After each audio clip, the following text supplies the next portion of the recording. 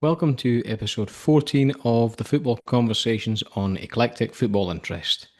In this month's episode, we chat to well-travelled and highly successful football coach and manager, Mr. Steve Darby. Steve, welcome aboard and thank you for joining me. Great, thanks. Looking forward to it. Steve, before we take a deep dive into your fascinating career on the continent, what were your formative years like in the proud and football-mad city of Liverpool?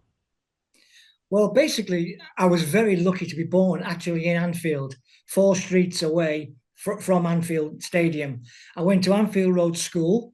So every day I walked past the ground, and it sounds stupid, but every day I touched it.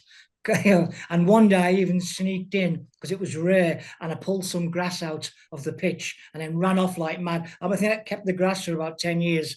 But basically, it was that sort of the culture of the area. There was nothing else but football. I did love cricket, but cricket on cobble streets isn't the best. You can become a great spinner on cobble streets, though. Yeah. So, were there any values you learned in your younger years that you carried with you all the way through your career? Well, basically, I've realised that the most important thing is hard work. Hmm. Some of the best players I've met worked hard. Some of the Yeah. best coaches I've met worked hard. Um, I always felt I didn't have natural talent. I wasn't like a superstar, and anything I did, I had to push at it and push at it and do it all the time. So that would be one thing, work hard. But also, I learned over the years that people help you. So accept the help, but always try to repay the help. And I've Hmm. tried to do that all through my career. That if someone writes to me, I will reply. Yeah. If I can get someone a job, I will try and get them a job. Hmm. And of course, the other obvious thing really is keep the passion for the game. If you lose the passion, you don't want to go to work. And I Yeah. always felt I've been lucky that through my life, every time I woke up in the morning, I was going to work and I loved it. So I Yeah. felt that was lucky. Yeah. Who were your footballing idols as a kid, and at what point did you think a career in the game might be possible? Well, as a kid, my hero was Gordon Banks because I was a keeper. Hmm. And I always remember I went to Hillsborough to watch Liverpool play Leicester. I think it was 64, 1964. I was only a young kid, and he stopped everything. Hmm. But that was, and then I watched him ever since. And even now, if you watch the videotapes of him, his ability was outstanding. His positioning, his handling. So Banks was my hero. I loved all the Liverpool team of that era, and to be honest, some of the Everton team as well. Yeah. But the major reason, the major hero or influence was Shankly. I, Mm. I was lucky enough to meet him, and I really wish there would have been smartphones then because I would have Yeah. taped it. I mean, I was going to say I had a conversation with Shankly. I didn't. He gave a monologue. I just Yeah. listened. Yeah. And it was absolute wisdom. You get the old cliche, don't meet your heroes. Well, I met him, and he was everything that I thought my hero would be. Yeah. Did he give any kind of advice or anything like that, or what Well, was it like? the first thing he said to me was, "You've got to learn how to make a cup of tea." In other words, I had no idea what that meant, and I Mm. realised I had to go and make him a cup of tea because Ah, right. what had happened was I'd gone to Melwood, and I used to go to Melwood because in those days, Liverpool's training ground, you could Hmm. just go and watch. It was Yeah. open. I'd gone, gates were open, walked in, nobody there. But I saw God running around the pitch on his own. And I thought, well, this is a chance of a lifetime. If I don't take it, I'll regret it the rest of my life. And so I did. And I always remember he said things like, if you've got a Mercedes, don't put rubbish fuel in, put the best fuel in your car. And I'm going, I think it's when you Mm. speak about him, the accent comes out, doesn't it? You say a Shankly accent. Yeah.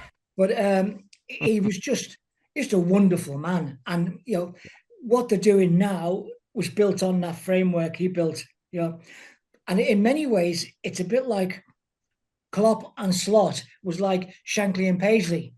The charismatic one followed by Yeah. the quiet achiever. And that Yeah. seems to be happening again now. Yeah. There is a similarity there, definitely. Um, Can you please talk me through your move to coaching in Bahrain in 1978? How does something like that come about? And before that, had you harboured any desire to travel? Well, the furthest I'd travelled in 1978 was the Isle of Man. I'd been taken to play football for a team in the Isle of Man, and that was Hmm. my first flight and the first ever, international trip. Yeah. I loved it as well.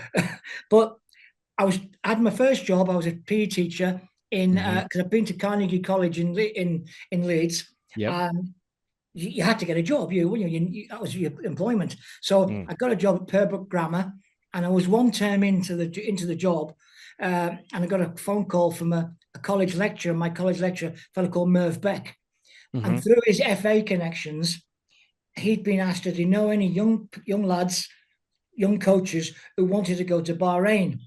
Now, and to be full-time coach. Mm. Now, I'll be honest, I didn't even ask how much the money was, Yeah. uh, because it turned out to be about 6 times teacher's wage. But that Right. didn't matter. It just was like full-time football. I'm Yeah. going. I would have swam there. Didn't even know where Bahrain was, to be honest. Yeah. Yeah, but it was great. And I worked under a bloke called Jack Mansell. He was the national coach. I coached a club called E14 or Rafa Sharagi, as they say in Arabic. And when the football came on, the internationals, we went in with Jack Mansell, and I learned an awful lot about him. He was a hard Mm. man, but hard and fair, and I learned a lot about the realistic world of coaching. Yeah. Yeah. Well, the world then, Steve, was a bigger place. You know, you got all the technology these days. You could easily have been in contact with back home. How did you adapt to your life so far away from home? What kind of things did you do to acclimatize? Well, the first thing, and I don't know whether it was luck because no one told me, but I really felt that you had to immerse yourself into their culture, not be a colonial. Hmm. Because I witnessed English, mainly English, to be honest, mainly English people being almost snobbish about the Arab country, and they can't do this, they can't do that. And I thought, well, hey, we're a guest, simple as that. Second thing I did was learn the language. Hmm. Now, I'm totally illiterate in Arabic, Hmm. because it's impossible to learn at 23, 24 to write. But I learned it. Where I was lucky was there was no TV. Since Yeah. 1978. There was only Aramco, it was called, which was Saudi Arabian TV. So it was either listen to a bloke reading the Quran and the occasional NFL football game. Mm. So I had a couple of hours a day. I taught myself and I drummed it into myself to learn Arabic. And to be honest, it's a lot of it's stuck in, so it's Yeah. quite good. But I think the key is the culture. Yeah. Like for example, when I was in Malaysia, uh, I I got great help from a beautiful Perlis girl called Mazita, and she taught me about some of the cultural mistakes that I could have made, Hmm. mostly in respect to Islam, Yeah. and because all my players were Muslims, so I had Hmm. to learn, what to say, what not to say. And there are certain things you can and cannot do, and respect their religion. And I find if you get the cultural knowledge, it Yeah. helps, and it Yeah. makes they feel more comfortable with you. And if you can get the language, it's even better. And Yeah. the main thing is, if you speak a few words, they suddenly think you're fluent, and they Yeah. won't start saying things behind your back then. Yeah, that's true. As a coach in Bahrain, what would your day to day would day to day life look like in the job and away from the job? Well, it was only a couple of hours, like most football in those days, only a couple of hours a day, Hmm. um, and we trained on sand, with Sand. oil for the lines. And we actually then, when we played on the stadium at Hmm. it was called Isa Town Stadium or the main Manama Stadium, and that was grass. Right. But we trained on sand, and used to come home absolutely filthy with sand because you sweat, and the Yeah. sand stuck to the sweat. Yeah. But they were great lads. They were all professionals. They were good lads. And as the language got better, I found it a lot easier. Um, and to be fair, not many spoke English in those days. Hmm. So I really had to. I had one or two who did speak, had a grasp of English, but mainly I ended up coaching in Arabic. Yeah. How did you cope with the heat, Steve? Was that a shock? No, I loved it. Yeah. Oh, I mean, we go down the beach. There's beaches there. It can be horribly hot at times, yeah. but you have to adapt. Like for example, in Ramadan, we Hmm. we we trained at midnight Okay. because that was after the fast, and Yeah. sometimes we trained on a roundabout because the Oh. roundabouts had grass on. Ah. So we go to the roundabout, uh, do all the short stuff, all the sprinting on the grass there, and that was our trick because we couldn't train on the main pitch. There was no lights in those days, Mm. so that was really a cultural trick, and things like Yeah. that. But one of the big shocks I got was most Sunnis in the world, most Muslims in the world are Sunni, Okay. and the team I coached was Shia. And Right. what they did was they dressed me up in the thobe, the gutra, the agul, and they took me to a Muharram festival, and they walked around me because they said even in Arabic gear I walk like an Englishman. I don't know what that meant, but I witnessed the ceremonies where men would slap themselves, then hit themselves with chains, and then eventually some of them were splitting their head open with swords. Oh, And wow. I'm going, this is a different world. Yeah. Quite different from Anfield, believe me. Yeah. Yeah. I can imagine. Yeah. Um, your next move was to Australia, or more specifically, Tasmania, before you went on to the mainland. What posts did you hold there, and what sort of football culture existed in Australia at that time? Well, I was on my English full badge, it was called in those days. And what had happened apparently, a couple of Aussies from Tasmania had been sent over to look for a player coach. Hmm. And I was on the course. I passed it. Apparently, I was told I was the third youngest to pass it. I don't know if that's true, but I passed it, and I got a phone call. Did I want to come to about a month later? Did I want to come to Tasmania? Mm. Well, I initially thought that was Africa. Yeah, because I'd never really heard of Tasmania. And I looked on the map, and the next stop is the Antarctic. So you're Mm. really right down the other end of the world. And I got there uh, and I got off the plane. And I always remember got off the plane in a town called Launceston, uh, and it was like I walked down the steps, and a reporter who was also a cameraman as well. He said, "Can you come down the steps holding your bag, juggling the ball?" And I said, "Mate, if I could do that, this would be Madrid airport, or Milan airport." I said, "You joke?" Because they had no idea. And again, culturally, as soon as you get there, I tried to get the newspapers to look at the local news to find out what's happening. And you looked at the football scores, and it says football, and it was Penguin 98, Cooey 74.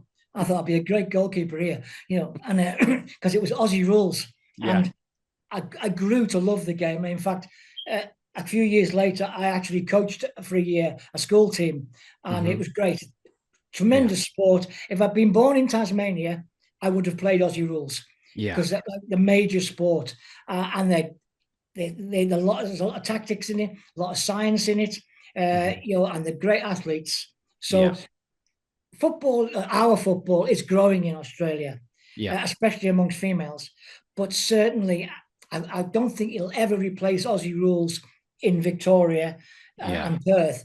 And I don't think it'll replace rugby league in New South Wales and Queensland. It's just a totally different environment there. Yeah. And that's the problem. Whereas in England, most of the best athletes will play football. Over there, they can play league, union, Aussie Yeah. rules, soccer. So you're really getting a small talent pool. Yeah. But of a nation that's only really 20 million size.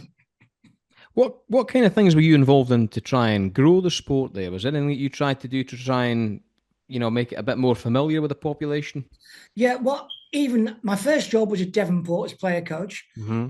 And even then, besides coaching the team and playing for them, I had to go around the primary schools and Right. put coaching sessions on, which I did about 3 times a week. Hmm. And then the year after I became the state director of coaching, a fellow called Eric Worthington got me to become that position. Because because of having the full badge, English full badge.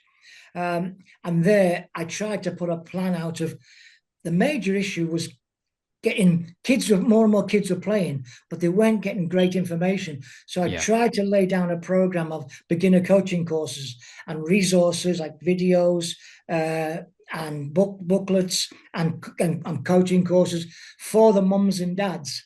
Because I Yeah. thought of it, if I had wanted to coach netball, I wouldn't have known what to do. I No. would have wanted a cookbook, do this, and this.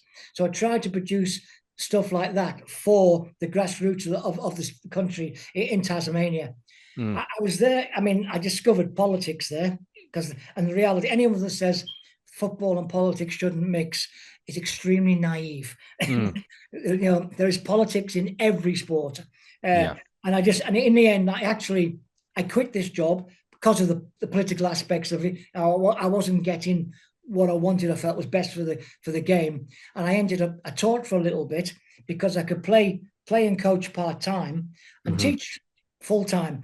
And Yeah. again, I mean, the reality is that they talk about Mohamed Salah getting 300 grand a week. There's a lot of pros playing for their mortgage. Yeah. And that was me. I was literally playing to have a mortgage, to buy a house. I was 23, 24. So you had to, money was important. You know, my view is you won't become a pro unless you have love of the game and the Yeah. passion. But when you do become professional, money does come into it. You have to. Yeah, and I suppose if you're trying to just, pay the mortgage, the pressure there is amplified because you're one bad move away from just unemployment, aren't you? Well, yeah, I mean, it's like drugs. I had one season where I played every single game on pain relief tablets. Now, Yeah. is that performance enhancing? I don't know. Yeah. I think they must be because I couldn't have played without the pain relief tablets. Yeah, that's true. So and then like the next day, it was torn shoulder ligaments. I couldn't move my right arm the next day, and then gradually took more tablets. And in the end, I was taking them, 4 or 5 times a week, and Yeah. especially the night before the game, and then recovering on the day after the game. So that's what. But if I didn't play, I wouldn't have got my bonuses. Yeah. I might never have got my contract the next year. And you were playing for your contract. Yeah. After Australia, Steve, your adventure led you to Southeast Asia. What drew you to this part of the world and what were your experience of club management like there? Well, I was coaching Sydney Olympic in the Australian National League. I got sacked. So I've joined a large group. I've got sacked. Believe me, Greek owners are fascinating, as Nottingham Forest have just found out now. Yeah. It's so anyway. I got sacked, and I was actually doing some work in a maximum security jail. I Right. was because my degree ended up being in psychology. Mm-hmm. So I was working in this jail, and to be honest, I was enjoying it. I was Mm. being educated by these lads, and so I did that. And I got a phone call from a bloke called Ron Smith, one of my good mates, excellent coach, and he rang me up and said, "Look, do you fancy 6 weeks in Malaysia?" Mm. Again, he told me how much. I said, "Yeah, Yeah. I'll be there." So I went there initially for 6 weeks, thinking I'd have a good time. I ended up staying 3 years Yeah. because, again, football is right place, right time, and there is luck in the game. My Mm. very first game, I always remember the ball hitting the post and coming out. If we'd have Yeah. lost that game 1-0, we'd have been out of the Malaysian FA Cup. We ended up winning the FA Cup. Now, when I'd gone there, I was told by the management, keep us up from relegation, which we did. But Yeah. they didn't mention the FA Cup because they thought we had no chance because we were a Mm. second division team. But we ended up winning, the only team ever to have won the FA Cup from the second division. Wow. So we won it, and of course, out came the contract. So Yeah. 2 more years I got, that was in Johor. So it was really good. I was lucky enough there, though. I had a manager, a fellow called Hamid Mohammed, Mm-hmm. and he taught me so much. And he taught me something that was like very, very, I thought, clever. He said, "Steve, you've got to be like bamboo." And I Mm. looked at him, and there's not much bamboo in Anfield. He said to me, "You got to bend." He Yeah. said, "Remember, you're not going to win everything," because I was quite stubborn. I'm saying, I want to do this, I want to do that. Feeling I was right for the game, for the club. He said, be like bamboo. Don't snap. Just bend a little occasionally. Learn to pick your fights. And he was absolutely spot on. And the higher I got up in the game, that was what taught me. But what did shock me there was that I learned about match fixing. Yes. That to me is the biggest cancer in the game today. Yeah. What I did learn before match fixing, well, I'd never heard of it, I'll be honest. It just didn't happen to me in England or Australia. But when I went there, I heard about it. And the argument was, it was black and white to me. You're either a cheat or you weren't. But then I realized there's a grey area, a massive grey area. And I learned that it isn't always the result of the game. The spot fixing can go on. So you can win 3-0 and bet on certain things and still be, still do the right thing. But if it first hit me was I was walking off the pitch. It was 0-0 at half time. We were playing at a club, another club, and the English lad who was in the team there, ex-England international actually, he walked past me and said, "You're going to win 2-0.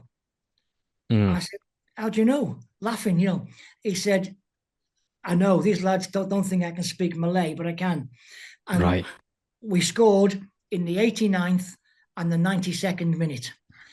So basically, we weren't ever going to. They weren't going to score. We knew that. I realized that later. We got 2 goals. It was meant to be the 2-0 score. Once we got 2, but there wasn't enough time to get 3. Yeah. Because our lads went in on the fix. So they fixed it like that. And I was amazed. Then I got the other side of it. We played against a team once, and we were down 2-1, 5 minutes to go.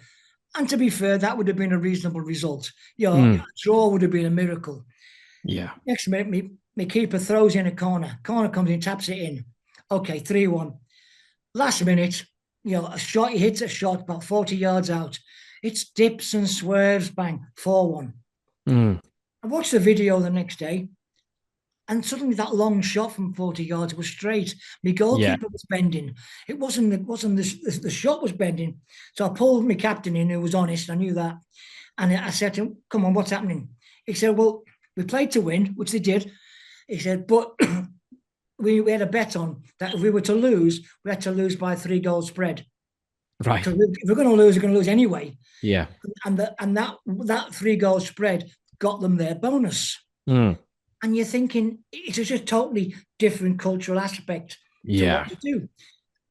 Another mate of mine said to me, his goalkeeper was the international team goalkeeper.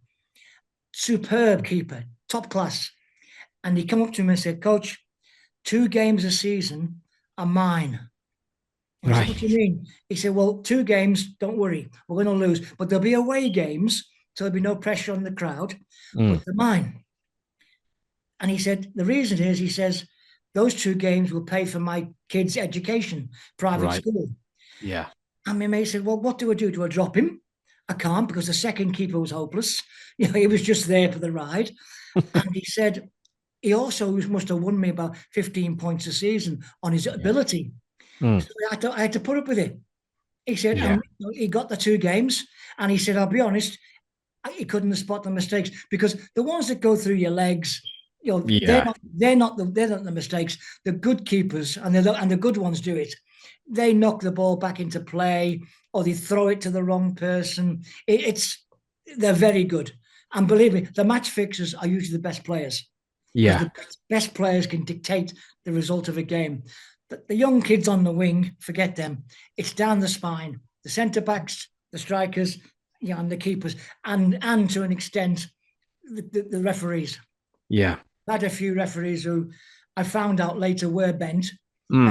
But if you're getting paid next to nothing, that's one thing. And another thing that put it into perspective for me was one of my lads said, I asked him, I said, "Look, what happens? How did he get you?" He said, "Well, if you haven't been paid for 3 weeks, then, and everyone knows, suddenly you get a phone call. We'll pay you a month in advance. Yeah. If you do this." And then you say, no, I don't want to do that. He said, does your sister still go to that school? Does your mum still go to Tesco's on Saturday morning? God. They don't say anything, just that, and you know what they mean. Yeah. And I stupidly said, "Oh well, look, this go to the police." He burst out laughing. He Mm. said, "You don't think a cut of that is going to the police?" Yeah. So it was showed me what can happen, and again, it was explained to me later. Someone said to me, "Say your daughter needed an operation that was going to Mm. cost $20,000, Yeah. and you didn't have it. Would you fix again for $20,000 to give the daughter the operation?" And I really had to think Yeah. and think, I probably would do. You Yeah. know, I can honestly say I've never fixed a game, but I really feel as though it's the grey area, and it's not as difficult, not as simple as people think. No, I learned that in your brilliant book, actually, Itinerant Coach. That gave me a whole new perspective on match fixing, and it's I think if most people are honest, if we're operating at that level and we're not on £300,000 a week, most people are gonna, if it's your daughter, your family, most people are gonna take that route. Well, it happens. I mean, we played in Thailand, played against South Africa, Mm-hmm. and the reason was it was before the 2010 World Cup, and we were sort of like a practice game against an Asian team, which is what they wanted. They Mm-hmm. paid for our trip to South Africa, Mm-hmm. and I was watching the game, and I suddenly thought, there's too many free kicks. What's happening here? Yeah. It turned out the referees had been told give free kicks both ways so they could practice set pieces. All right. I mean, they beat us up fair and square, Yeah. and then conversely, one day I was sitting next to Brian Robson on the bench, Mm. and we were playing Syria. I always remember it was Thailand against Syria, and what we did was I just looked and I saw the referees come out, Mm. and I said to Robbo, I said, "Something's going to happen, mate." He said, "What do you mean?" He said, "The referees are from Bulgaria." Now, Right. why would three Bulgarians be refereeing in Thailand against Syria? Mm. So in this case, it was a draw. Now I'm Mhm. certain that the key was they wanted a draw because nobody bets on a draw. No. That they all bet on a win, home or away. Yeah. So if all the money had gone on to home and away, and a draw was guaranteed, we got a penalty, which was never a penalty. Yeah. And so uh, it ended up we drew, and I'm thinking, it was just that was ran by the referees. Yeah. Um, Yeah. It's. and it goes on. There's so many examples. I Mhm. think, as you said in the book, Yeah. Yeah. that it's not easy to spot. Hmm. Whilst there's money in the world, it will continue. Yeah. Simple as that. So aside from the kind of match fixing, what were the highs and lows of managing in Southeast Asia? What sort of challenges did you face? With players, clubs, directors that you may not have faced if you were managing or coaching in Europe. Well, the game was passion. I think the game was passion. We had crowds of 100,000 at times. Wow.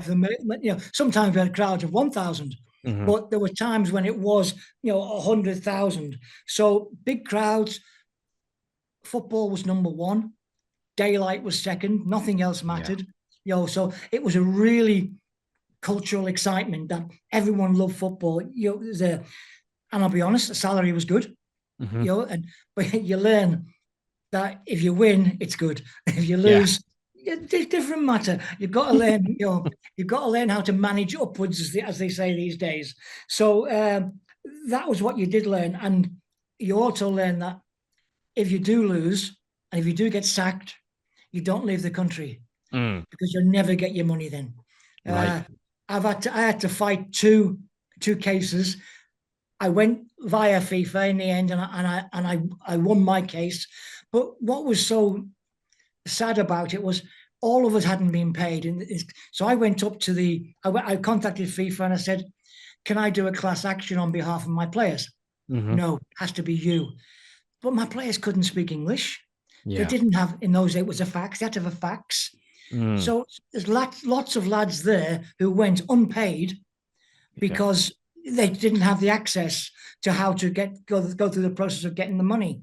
So it really is, and we had our team in Perak was ran by one of the local parties. It's called UMNO. We'll call them a Conservative Party, for want of a better phrase. Yeah. They lost the election and Labour came in, which was called PAS. The wages stopped. And so I went, I can't do this. I went up to see the Prime Minister. And they said, you can't go and see the Prime Minister. I said, mate, I ain't staying anyway. Now I'm not getting paid. I said, so in the end, I ended up looking after some of the younger lads because some of them were literally starving, because they had no salary. And I went to see the Prime Minister and he said, oh, you should be playing for the honour. And I said, look, if you are Prime Minister for the honour, I will coach for the honour. I knew I was gone by then. So, and in the end, I got my money, but the lads didn't get their money. It's terrible. Absolute it's a shame. What exactly happens when a football manager gets sacked? We read about it on the news or on the telly, whatever. How have you received the message? Does someone phone you up? Do they do it face to face? What's the process? Well, my first ever sacking was in Dunkin' Donuts in Johor. Right. My manager, who was great, he pulled me in, said, come and have a coffee. We went in. He said, I've just got to tell you, they're getting rid of you. He said, but look, he says, I'm going with you as well out of support. And he was a real gentleman, this fella. And we were fourth in the league. And we had a massive budget cut. We were actually doing very well. But again, the politics of the thing, I'd upset somebody by not saying this or not saying that. So in the end, someone decided to get me. I'd gone. I once got sacked on Facebook. Right. I opened up my Facebook after the game and I saw so-and-so announced that Darby had been sacked and all that. And I was in a cafe in the hotel, downstairs in the hotel. It was after a game. And I looked across and all the heads looked down, all the lads looked down. The lad who was supposed to have told me, he didn't have the guts to do it. Right. The president wasn't there, the bloke who did it. He just told his minion down the line, sack me. And he didn't have the guts because we got on quite well. Because you learn as well that sometimes I always tried to get an assistant who was local. Again, for cultural knowledge, to local knowledge, to know what was going on. But sometimes there were spies. Right. For the president. And one of them came to me and said, Coach, I've got a spy on you. He said, don't worry, I'll tell him you're very good. And I said, oh, don't worry. I said, why have you got to do it? He says, well, the president was on the board of governors of the private school where his kids went. Right, yeah. And he said this, we learn here, you don't break your rice bowl, it's called. Right. So in other words, I'm there, he was there forever. I was going to go no matter what. I was either going to get sacked or leave. He was going to be in that city for the next 50 years. Yeah. So he had to look after himself and his family. And again, it's being like bamboo. Yeah. You have to accept it. When I was in Vietnam, we not only had a spy in the team, that was for the Communist Party. Everyone knew who she was. All the players knew who she was. And she was great. She used to tell terrible lies in her report she showed us. But when I first went there was a bloke opposite the pitch where we were training behind a tree. And he was there every day. I said to one of my players, what's that bloke doing over there? He's every day. He said, oh, he's the Minister of Sports spy. I said, get him over here. So we got him over and he was so embarrassed. Right. And he showed me his notes. And I said, mate, will you give me your notes? They are absolutely magnificent. He had diagrams. He was doing what I was doing, top class, But I understand. I said, mate, I understand. It's your job. You've got to report to the minister. This was year 2001. So there was still a stronger communist element there. Yeah. Because when I'd gone to Vietnam, I'd gone to be coach of the men's Olympic team. 2 weeks later, I got a tap on the shoulder. You're coaching the women's team. Right. And I said, no. And my translator, who was brilliant, she kicked me under the table and said, Steve, it's not a choice option, it's not an option. You're either going to do it or it's goodbye. Yeah. And so I said, okay, what's happening? They realized the Olympic team, we weren't going to do well. And so what they did was they were going to put the Brazilian national coach in with this team because they wanted to sack him. Because if he failed, they had an excuse to sack him. Yeah. They did fail and did sack him. I took the women's team and they said, look, the wages are the same. You're on the same winning bonus. Mm. I thought, we've only got to win one game, really. That was against Thailand, Mm. And I thought, okay. And to be honest, the girls were magnificent. It was an absolute Yeah. delight to work with them. They were a pleasure to work with. And, we got this first ever, it's called Southeast Asian Games gold medal. And we were just treated like the kings, really. It was great. Well, I was actually just going to ask you about women's football. It's really accelerated in the last 15 years or so. What sort of hurdles did you have to overcome as the Australian women's coach in the late 80s and then further down the line as the Vietnam women's coach? Well, in the late 80s, the Australian team, I got offered the job. And my view is, I don't care if it's he or she or whatever pronoun you want to use these days. My view is the game belongs to everybody. I don't care if Hmm. you're black, white, green, Catholic, Protestant, Muslim, Yeah. anything. Play football. So I took it. And it was, again, firstly, a pleasure. Hmm. The girls in the Australian team, they were all amateur, no money at all. In fact, they paid to play when they went Yeah. abroad. And I ended up trying to get them sponsorship of tracksuits and second-hand gear in some cases from the men's team, Yeah. which didn't fit, but it was better than paying for it. And Yeah. there was some absolutely tremendous, people, players like Anissa Tan, Moya Dodd, Tracy Wheeler, Alison Foreman. These girls were losing money to play football for their country because they love the game so much, and they were Yeah. putting hours and hours in. And what I found is that there's always some prejudice, but what I find is that the blokes who mock women's football usually probably never even played for their school team. Yeah. All the good players I've dealt with, Peter Reeds, Brian Robsons in Australia, John Cosmina, Paul Wade, they supported women's football because Mm. they understood that some of these women could play. They were decent players, and the amount of effort and passion they were showing. But you're right, the game has certainly improved. I mean, now tactically it's improved, but the biggest difference is physically. Yeah. Now there are pure athletes playing the game. People like Elliot, Carpenter and Fowler for Australia. Oh, superb athletes. And tactically it's improved. So, and even like some of my players, very few could knock a 40-yard ball. Now Hmm. they all can. Yeah. And heading, only one player in my team could really head a ball properly. Now they all can head a ball. So the only area I felt that's not improved greatly is the goalkeeping, and I don't know why. Mm. The goalkeeping, there's some good female goalkeepers like Hope Solo, Yeah. and in the Euros recently some good ones, but it hasn't improved as much as the other players. Yeah. I mate a man who played pro in England. He coached Marta when he was in Brazil. He was in USA, and Marta was in his club team. He said Marta was a better player than he ever was. Yeah. And here's someone who played 300 league games, and he said, believe me, this Marta could play different class. Yeah. Vietnam was different. They were full-time pros Hmm. and not on much money, but they had things like I said to the people, I said, look, these girls' rooms, they lived in like a university block. Yeah. I said, their rooms aren't very good, are they? They said, look, they've got AC, they've got television, they've got ensuite. That is paradise to what home would be. Yeah. Because I once made the mistake of saying, hey, tell them if they don't pull their finger out, Mm. they'll be back in the rice field. Yeah. And one of the girls said, that is true. Not all of them, but some of them, that could be true. And actually, one day they took me to the rice fields to show me Wow. what it's like. And firstly, I lasted about 5 minutes because it Mm. breaks your back.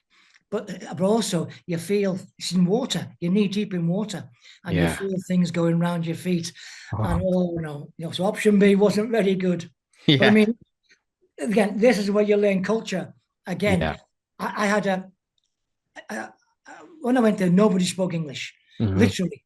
And I obviously didn't speak Vietnamese. So I got a translator, and she kept saying, yes, yes. And I thought, it's not going in this. Mm. I said, are you a giraffe? Yes. So I got rid of her. I got a second one who was taking notes. I said, what are you doing? I'll go home tonight. I'll translate what you say and tell them tomorrow. I said, no, it's got to be on the spot. Mm. I walked in the office one day and this, I'll say creature, stood up in a 6-inch high heels, mini skirt, and went, "G'day, mate." What? And she taught herself English when she went to Australia, and she was Right. fluent, and she was smart, culturally smart. If I shouted and got angry, she got angry. Yeah. If I joked, she joked. And so, Yeah. and she also taught me, don't argue with him, Steve. You'll be on the next plane because you've got certain people you don't argue with. But there can be translation problems. Like I said to her once, tell them to knock it to the far post. Okay. Next minute, the balls are getting pinged towards the corner flag. I said, what did you tell them? I told them to hit it to the furthest stick. That is the furthest stick over there. I said, no, the far post. And I realized it's my fault. Yeah. You can't use. And once I was in the middle of a game, I said, tell them to, I'll use a nice word, tell them to firkin welly it. Yeah. The next minute, she's on a little translator. And she didn't usually use that. She knew usually everything. And she went, I said, what are you doing? She said, I know what firkin is. In fact, I quite like it. She said, but what is this welly? So oh yeah, it's very hard to go from welly to Wellington boot to boot. Yeah. So I learned to tell them to kick it a long way. So Yeah. it was really, that was, she educated me. Yeah. And I'm still in contact with a lot of these girls, and a lot of them are in the game. And Vietnam is tremendous at keeping people in the game. Yeah. Coaches, administrators. So, not all of them, because that's life. But some of them are very high up now in the game, which is really good. And the game in Southeast Asia is booming. Yeah. Even Malaysia. Now, Malaysia has the problem of Islam. It is difficult for a Muslim girl to play. But Vietnam, Thailand, there's no problems, no issues with religion there. Yeah. And they are getting some really, really good players. Yeah, it's really on the rise. Just back to your time as a coach and manager, I suppose, in the so-called men's game. How did you deal with media and agents during your career? Well, when I sort of do lectures, I'll say on coaching courses, I tell people they've got to learn to manage upwards, because whether you like it or not, someone's your boss. Yeah. Somewhere along the line, So you've got to learn to handle that person. Yeah. Now, some coaches, I think, become the president's coach. Well, I don't want to do that, but because I believe I should be a player's coach. Yeah. And stand up for them. But you have to learn how to get into the ear of the powers that be. Because, and the key to that is when you're winning, go in then. When you're losing, disappear. Yeah. And just keep out of sight. Media is difficult. You've got to be good at it because they can kill you. Yeah. And every country is different. The media in Thailand and in India was horrific. Right. They just tell lies. For example, once I was in Calcutta and a Bengali paper came out. I couldn't read it, obviously, because it was in Bengali. But one of my players read it. Coach, you said I was crap at this game and blah. And I said, I will never say you're crap in public. You know that. Yeah. He said, you told us that. I said, yeah. So I got it translated. And this bloke had said, I'd said this. And I said to him, so I actually rang up the editor. And he said, oh, well, he missed your press conference and he had to get a story in, otherwise he wouldn't have got paid. So he made a story up. And it was like I was in the wrong. I was stupid for asking that question. So I had one in Thailand who came into the dressing room at halftime smoking. And I said, no, you don't do that. Get out. Now, I made a mistake. Yeah. I made him lose face, which is a big thing in Thailand. Right. You don't get someone to lose face. And from that day onwards, he was after me, slaughtering me, telling lies. He had people literally camped outside my house, taking photographs of when I was coming out the house. One night I was supposed to be in a nightclub all night. I didn't even leave the house. Yeah. But that's what it can be like. So you have to. My view is I try to treat them with respect, treat them with honesty. No Hmm. point telling lies because you'll Yeah. get caught out. Be honest. At times it's difficult because if they haven't done their homework, it can be frustrating. Like Yeah. you've lost a game. Are you happy about this result, coach?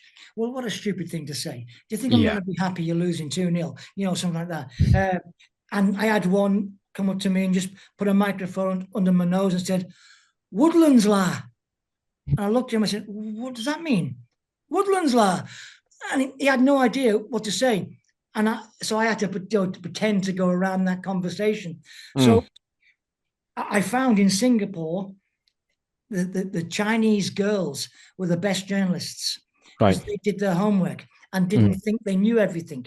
And they Mm. asked good questions. Some of the others were difficult. There was a couple of great ones in Malaysia, but mainly old school. I think the biggest problem now, though, for a younger coach is social media. Yeah. Social media is massively powerful, and that can influence people. At one club, in my last job in Malaysia, there was one bloke was on online hammering my tactics, this, that, and the other, saying my players, they were no good enough.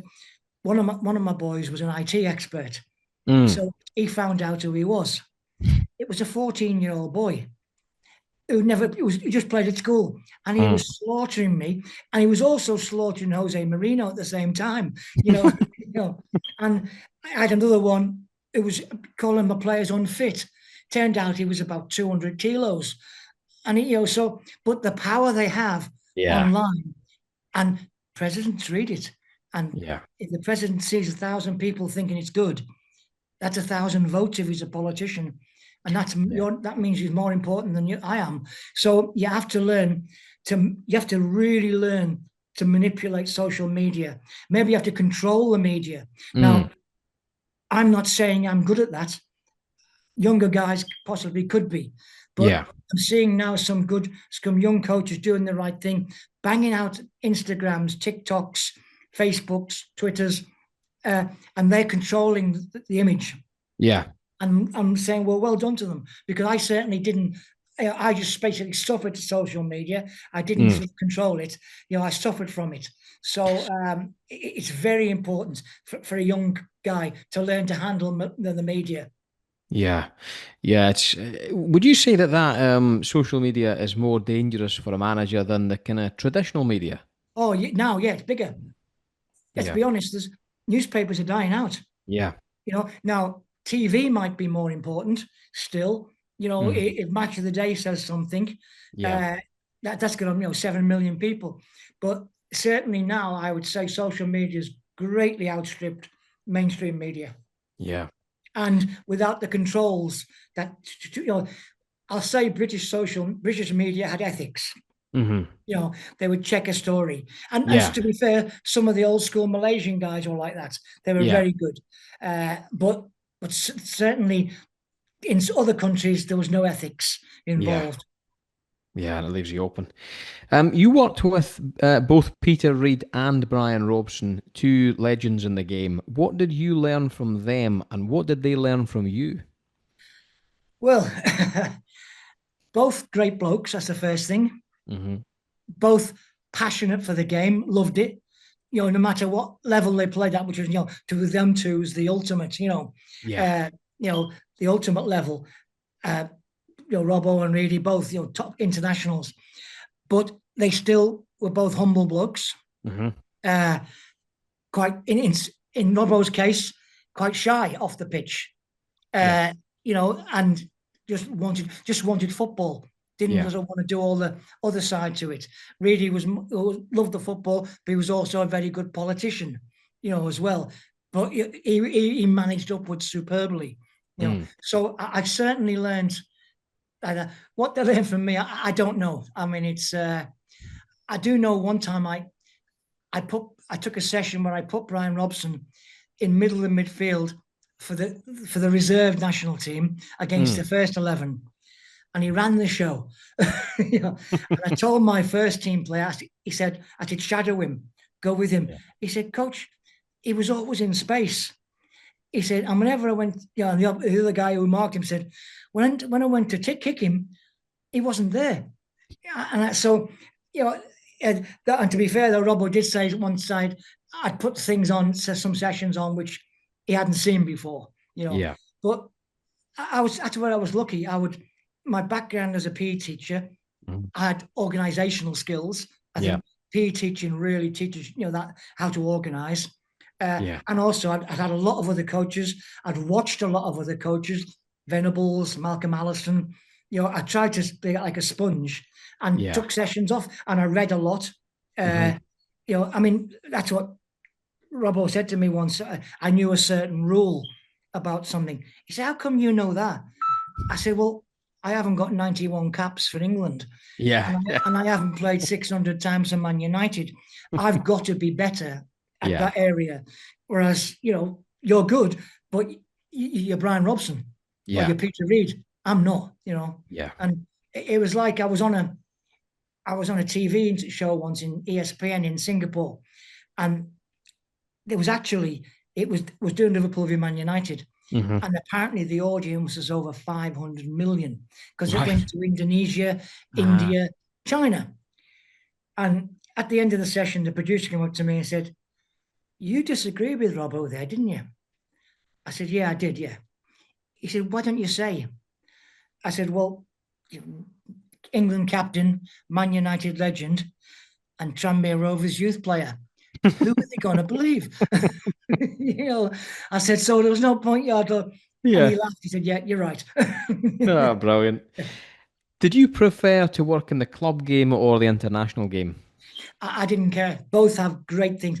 You love the day-to-day, but with the day-to-day, you get different problems. You get things like my striker, who was a national team striker in Malaysia. He rang me up and said, Coach, I can't come training. I said, why, are you sick? No. My mum said I've got to take her shopping. And I went, like, come on, you're taking a mickey at me.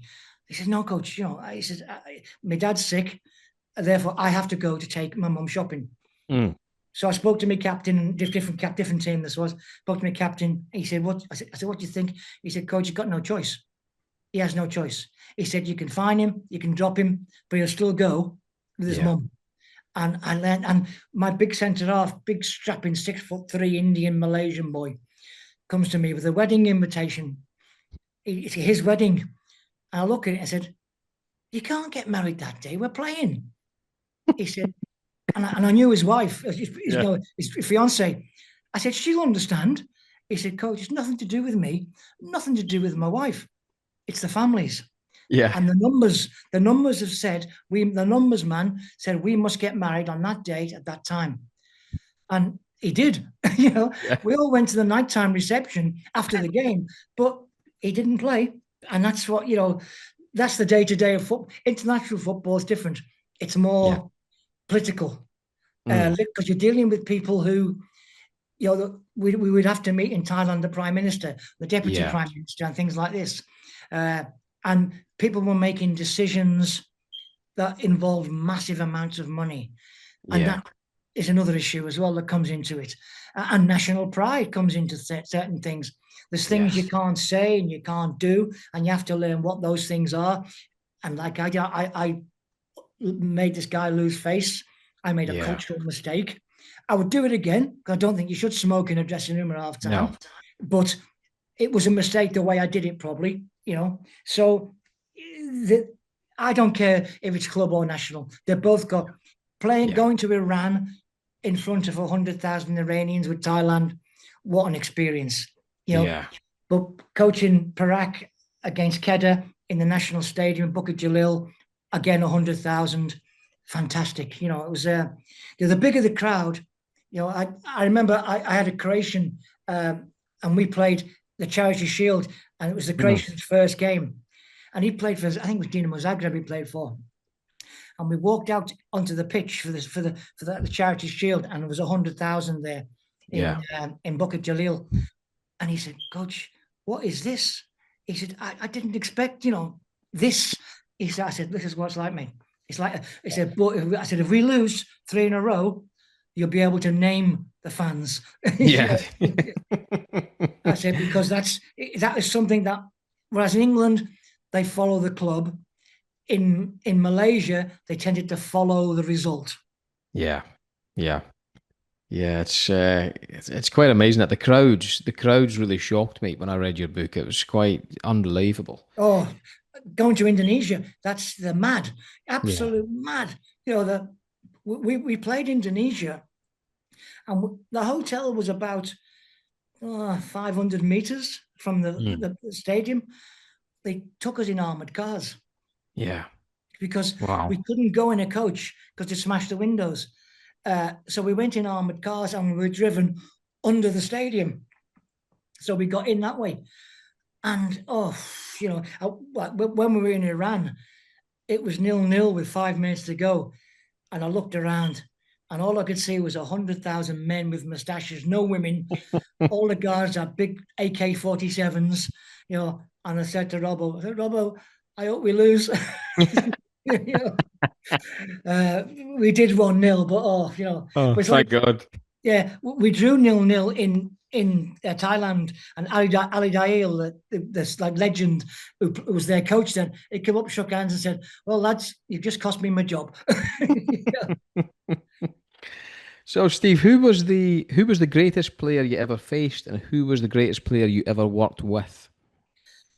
Well, in terms of playing, Phil Thompson was the Right. best I ever played against. Hmm. Uh, I played for Tranmere B team, they called it, against Liverpool B team.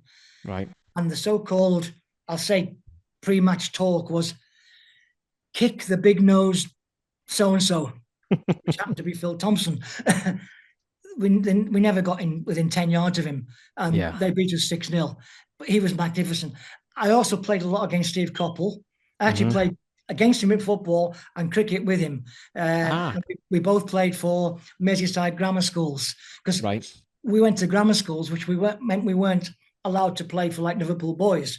Mm. I wouldn't have got in Liverpool boys. The keeper was better, but Yeah. we got into Merseyside grammar schools. So he was another great player.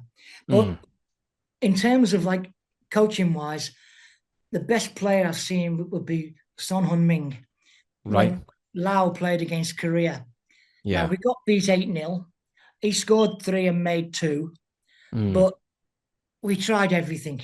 You know, Yeah. yeah, we had 2 men on him, didn't matter. He just went past them, no matter what. And like at the end of the game, he come up to me, really lovely guy.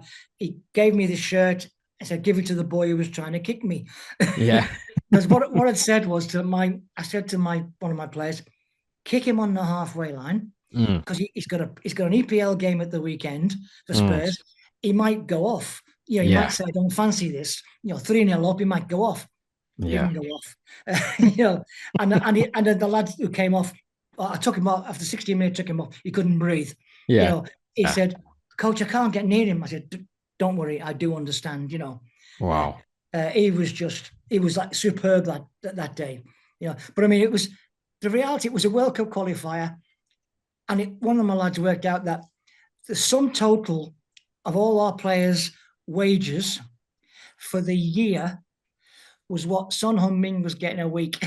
Well, there you go. There's the mismatch right there. Yeah, Wow. and it was just like it was the lad who marked him used to get up at 5 in the morning, go to the border, get Yeah. fruit, go to the market, sell it, sleep for 3 or 4 hours, then come training. Yeah. My national team captain, I had to write a letter to his boss to get him off to play for the national team. Right. And when we played Korea at home, they only let him off at 12 o'clock on the match day. Wow. And it was just that's the difference. And Yeah. That's Kuwaitis we played Kuwait, and they came in a private jet.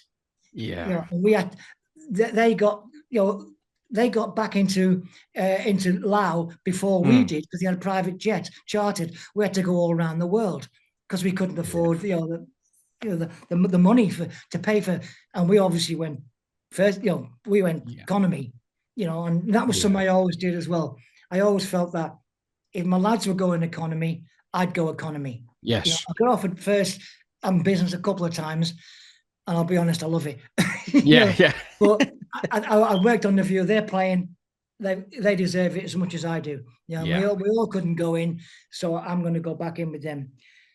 Best player I've sort of worked with was probably in Mumbai. Mm-hmm.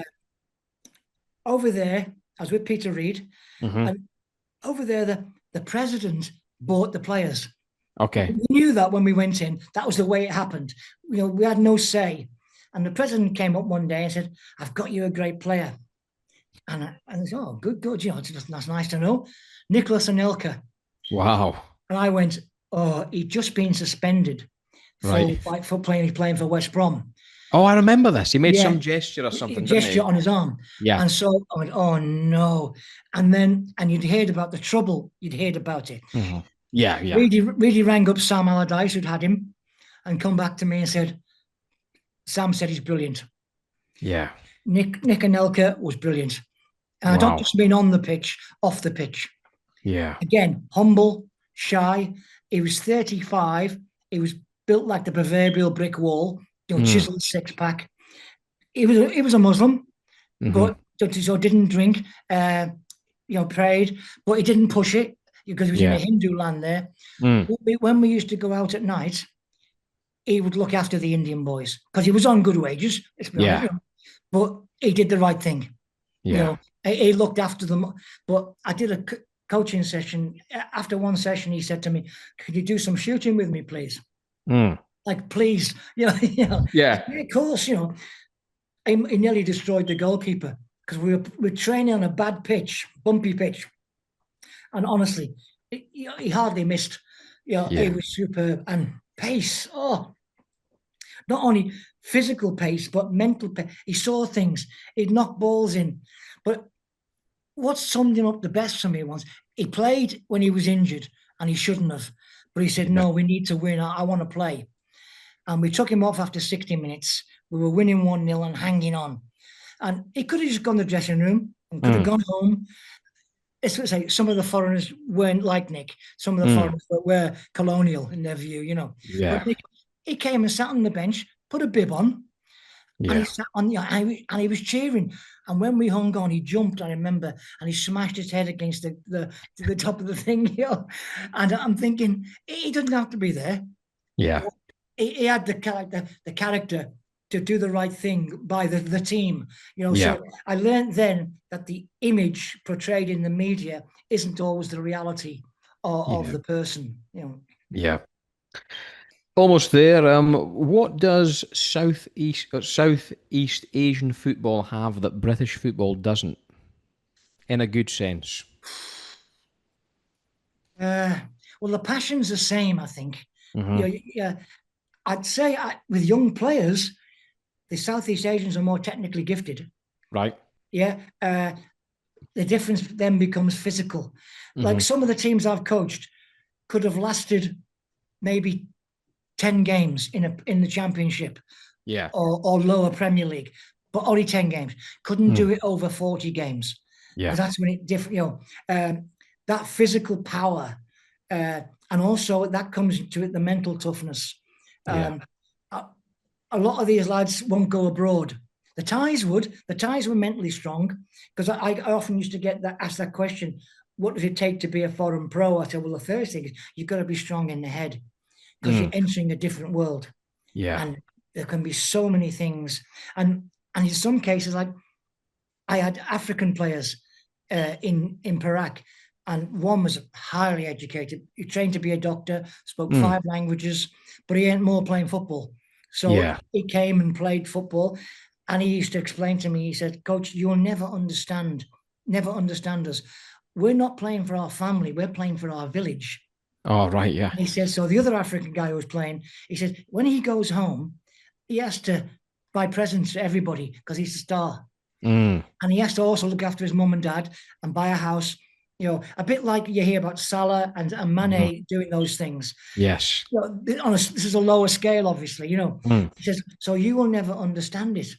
And he says, that's why we are selfish, because we have to survive, and we will do anything to survive, to play. Whereas he said, you English guys don't have to do that. You can Yeah. go and do something else, you know. He says, we haven't got any social benefits because he was Yeah. quite well educated. He said, there's none of this money off the government.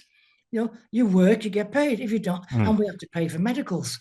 You know, Yeah. he says, you don't realize how lucky you are in England. And Mm. he put it in, you know, in perspective. And he sat next to me once at a trial game because I used to like me foreigners to come and sit with me and say, what Yeah. do you think? You know, you've got to mix with them. Do you know? And I said, that lad's got a great name for an African, Mm. Preston McDonald.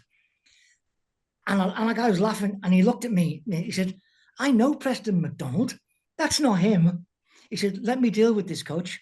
After the game, he went down and he said he bought the passport off Preston McDonald. Oh wow, God. He was about 4 years younger. Yeah, So he see, bought it. that's a side of the game we don't see here. Yeah, and once a player came to me, and I couldn't take him on because I'll be honest, he was hopeless. Mm. But what had happened was his agent had just dumped him. Literally, he paid money, borrowed money from the family, paid money, and then they just dumped him in Malaysia and left Yeah. him because he wasn't good enough. Mm. Now he said, "Oh, coach, I've got no money. I can't get back to Kuala Lumpur." So I Yes. stuck him a few quid. And the African guy said, coach, don't be stupid. He's probably done that to 10 different people. So that's how he's going to get. He says, he might be telling the truth. He says, but the odds are he's not going to be, you know. Yeah. But the way the African agents treat fellow Africans is appalling. Some of them were taking 50% of their wages. And some of them were just getting them into the country and then just literally leaving them. In Laos, you would see gangs of African lads walking around the streets. And then I got speaking to some of them, and they say, "Oh yeah, we came for a trial for this team. We were told we'd be getting so many dollars." Yeah. Well, they weren't going to get it in Laos, you know. And so sometimes what would happen is the agent would dump them into Laos or lower Thailand leagues, and if they were good, because some were great, some were Yeah. hopeless. If you were good, you get picked up by a big team. Mm. And that's how you got into the country. You know, Yeah. so the agent would then suddenly become your best mate, and because he wants some of your salary, you know. Yeah, it's a murky world out there, isn't it? Oh, I mean, when I was in Perak, an agent came to me. We agreed terms for a player, and he said, "Right, I want 20,000 US agent's fee." Yeah. And I said, "Whoa!" I said, "We didn't ask you to do this job. You Mm. brought him to us. He pays your fee. The player pays it, not us." Yeah. I said, if I'd have asked you to go and get me a player, I'd have paid you. Yes. He said, don't worry, coach. I'll give you 10,000 back. He said, that's what we always did with the coach previous to me. That's what was happening apparently. So I said, you're asking me to steal 10 grand off my club. He said, I don't do it. I looked at me as though I was the stupidest person in the world, you know. Yeah. And I got told later some agents wouldn't deal with me because I wouldn't cheat, you know. Yeah. And one of my African lads came up to me, new contract. I said, yeah, okay, no problem. He said, how much do I pay you, coach? I said, what do you mean? I said, you pay me by scoring goals. Previously, he'd been on a bonus, an appearance Yeah. fee. And so therefore, I had to, every time he got picked, and he always got picked because the percentage of that bonus went, and that was terrible in India. That was prevalent in India. I went to a club in India and there was 35 players in the squad when I went. And after about 3 weeks, I said to the secretary, I said, look, 5 of these lads, they're lovely lads. There's nothing wrong with them as people. They can't play. It's a waste of time. He said, well, we can't get rid of them because that's so-and-so's cousin. That's the sponsor's nephew. And that was a different side of it. You know, that's how it goes. And he said, if you don't give him a job, he doesn't feed the family. Yeah. You know, and you go, oh, but I saw in India, I learned about the caste system. Oh, terrible. Absolutely, you know. We had a boot man there who cleaned all our boots. So end of the month, my first month there, I gave him a tip. Next minute, the secretary comes running down to me. You've given him money. I said, it's my money. I'll do what I want with it, you know. Yeah, but he'll want it off all of them. I said, well, I think they should all give him it, you know. And he said, do you know how much you give him? and I think it was, I thought a few quid. I'd Mm. given him a month's salary as a Oh, tip wow. because I didn't know, because I Yeah. just, because that was a different, and I saw poverty there that was heartbreaking. Yeah. I, I went to go to the ATM once, and I had a driver because I couldn't drive there. I was petrified. Uh, Mm. Driver stopped. I went into the ATM was like a big glass box. I Mm-hmm. went into the glass box, and there was a family asleep there, Ah. and that they lived in the ATM.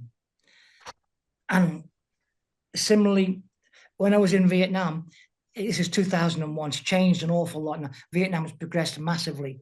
You're right. I Yeah. started to speak a few words to people, and I spoke. This bloke at the end of the road, he was always digging a hole, and I'd say hello to him, and vice versa. Yeah. And in the end, he said to me, "Come and see my home." He lived in a tractor tire. Wow. Oh, Do you know that's how so big they sad. are? And Yeah. inside was pictures of his family pinned into the tire. Mm. A, blankets where he slept in the tire. He had food at the local place, because it was cheap as there anyway. Mm. Shower was a hose. Toilet was a street. Yeah. Thinking that's what I'm doing. And I wasn't on big money in Vietnam, No. but my God, it was bigger than what he was getting. Yeah. That is the biggest cultural shock I got was the inequality of wealth. You know, Yeah. Yeah. Well, to finish up, Steve, on a kind yeah. of brighter note, for you personally, what is the meaning of football and what does football mean to you? Oh, I have to say everything because it's been my life since the age of probably 5. I mean, went to my first game at Anfield at Goodison when I was 7. I used to go out alternate weekends. Mm. My dad took me to both uh, games. Shankly converted me to be a Red, though I think Everton are a very good club. But I suppose it's, as I say, I've been lucky that I was not a great player. I probably played to the maximum of my ability. Yeah. I wish I'd been coached better, because there was no coaching when I played as a kid. You just played in the street. Yeah. I wish I had been coached because there were certain things, mistakes I made, which I wouldn't have, in hindsight. But I'll be honest, I don't say I was unlucky. I was only hampered by a severe lack of ability. Yeah. But in terms of my view was when I'm coaching, I wake up every day thinking I'm going to work, and I love that. And that to me Yeah. is, and I've met great people, some of the best people in the world. Some of my greatest friends have come through football. Yeah. Well, Mr. Steve Darby, that was a fascinating conversation and thank you so much for your time. Anytime, look forward to it.